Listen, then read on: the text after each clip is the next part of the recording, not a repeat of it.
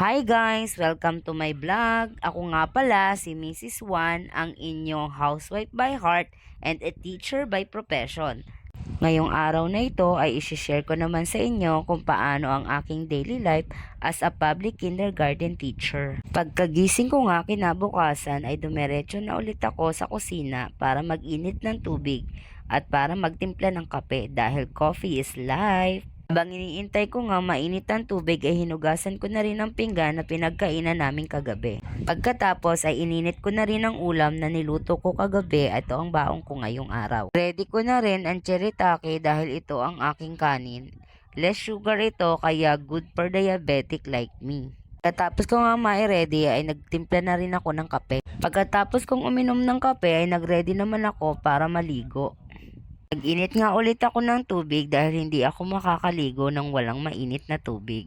At eto na nga ako, get ready with me. Tay ko na lang ang aking asawa dahil ihahatid niya ako sa school. Aminin niyo mga mare, nakakatuwa kapag meron kang asawang maghahatid sa'yo araw-araw. Diba? Siya nga pala si Mr. Juan, ang aking asawa by heart.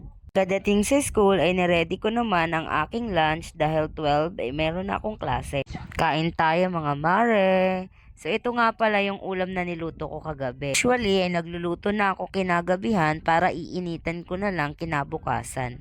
At dumating na nga ang oras ng aking klase. So meron akong first session ng 12 to 3 at meron akong another session ng 3 to 6. Share ko lang, 10 years na rin akong nagtuturo as kindergarten teacher. Masaya na mahirap. Nung una, nahihirapan talaga ako dahil ako ay elementary teacher. Isa din sa pinagpilian ko noon ay early childhood pero napunta ko sa elementary. Hindi ko rin nakalain na magtuturo pala ako as kindergarten teacher.